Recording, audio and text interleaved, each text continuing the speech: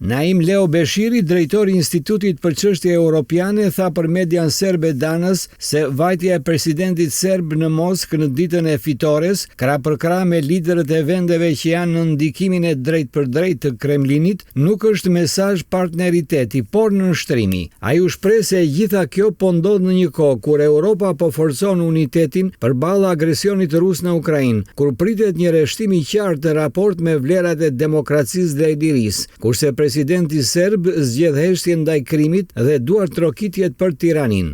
Nëse ky është çmimi që Aleksandar Vučić po paguan për mbjetesë politike, atëherë Serbia është ajo që paguan dëmin afatgjat, deklaroi Beshiri. Fakti që vizita e paralajmëruar po përdoret për opinionin vendas për të vërtetuar besnikërinë e regjimit ndaj Rusisë, tregon vetëm se sa e thellë është kriza e politikës së jashtme dhe se sa qeveria e Aleksandar Vučić është e gatshme të nënshkruajë njëkohësisht fondet europiane dhe të shuajë dritën e demokracisë. Vlerësoi ai duke shtuar se mirënjohja e një regjimi autokratik ndaj njëri tjetrit nuk duhet të na habisë. Megjithatë, ajo që duhet të na shqetësojë, tha Beshiri, është heshtja e institucioneve, komunitetit akademik dhe elitës politike për faktin se presidenti serb pas një mandat po e çon vendin në një rrugë që bie ndesh drejt për drejt me të ardhmen europiane të Serbisë.